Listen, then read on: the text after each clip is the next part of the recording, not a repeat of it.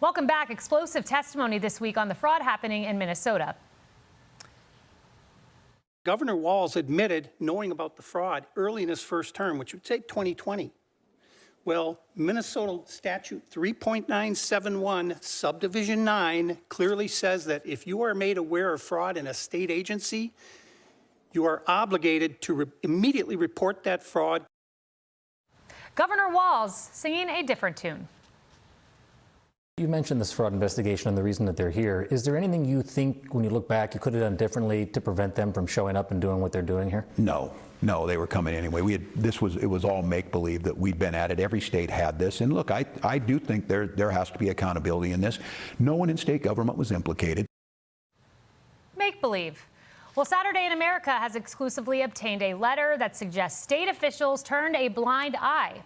According to the letter, state employees have been warning Minnesota lawmakers about the fraud for years, but those warnings were ignored.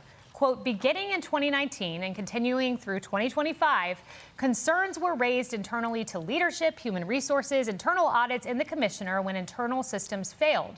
Concerns were escalated to the governor's office and external oversight bodies, including the Office of the Legislative Auditor.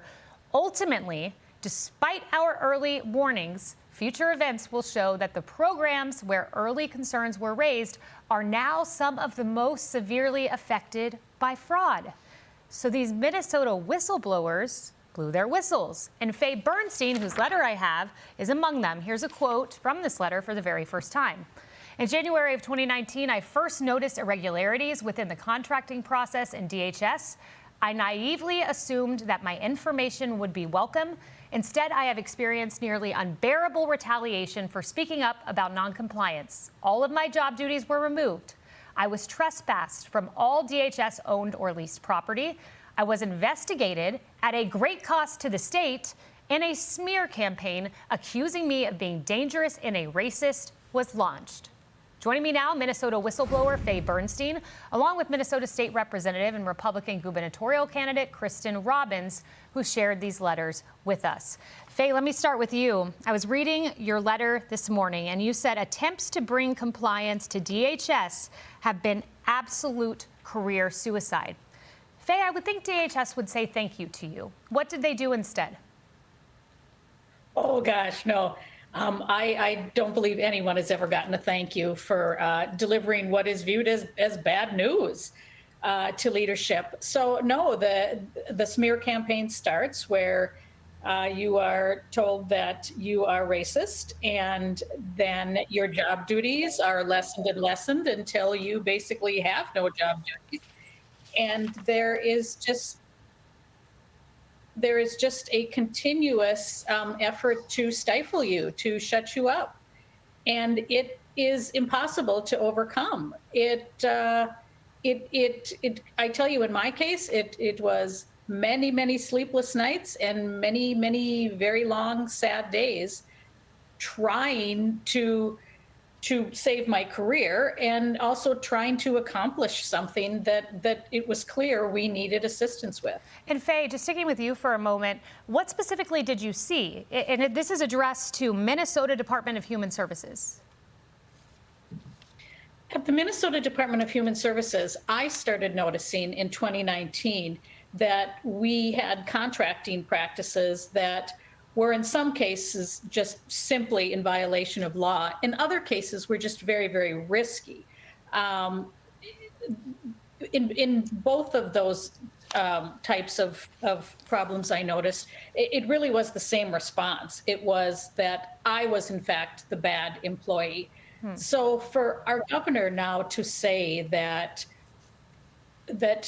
leadership was not aware, has not been implicated for any wrongdoing, that just seems crazy to me. I can say myself that the people you just listed off, leadership, human resources, internal audits, and the commissioner, those are all people that I have notified numerous times. Wow. To the point that sometimes I'm kind of embarrassed to repeat myself, because I have just become a broken record. It's been sometimes just downright embarrassing to go on and on about this. So to say that leadership was not aware, or the governor was not aware, is I can tell you that is absolutely false.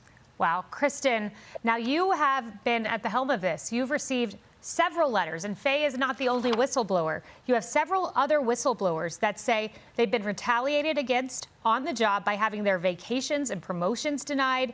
Every keystroke of their work was monitored. Characterize this broadly. Yes, it's unbelievable. I became chair of the fraud committee last year, and we passed a whistleblower law that extended whistleblower protection to state employees so they could report to state legislators, not just up through their supervisors. And that just opened the floodgates of whistleblowers to our committee. And so we have had multiple meetings with a group of whistleblowers who are still there bravely doing their jobs, trying to protect taxpayers and vulnerable citizens. And I can't thank them enough.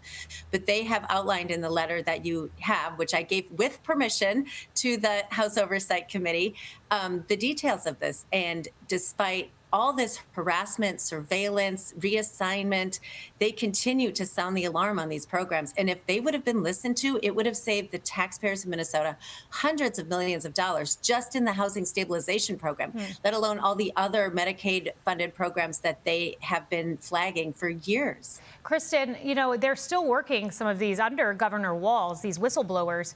After the explosive Nick Shirley video, have they seen change, or have you communicated with them after that video came out? Have they seen more accountability, or is it status quo? You know, certainly there's been some small changes. Eric Grumdahl was fired the day before our hearing on housing stabilization. So, and they've now limited the number of providers in these different programs that can. We're not adding new providers in some of the programs that our committee has flagged. So there's been some changes, but the culture of harassment has not changed. Yeah. And that's what's very concerning to me.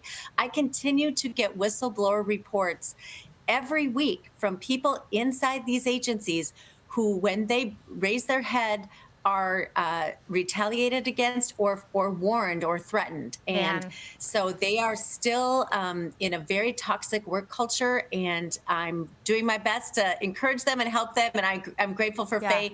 She's been sort of willing to go on the record more than anyone. So Faye, we're so grateful for the brave whistleblowers. Faye, I've got 15 seconds here, but you said I have only voted for Democrats. I consider myself a Democrat. This is definitely not something that Republicans are making up. This is real.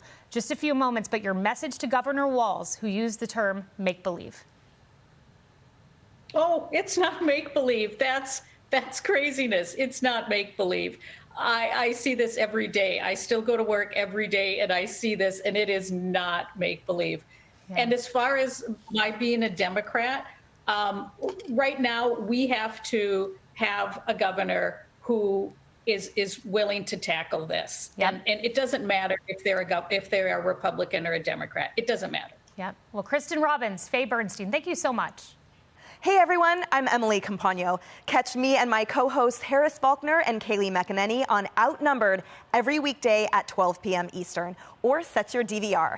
Also, don't forget to subscribe to the Fox News YouTube page for daily highlights.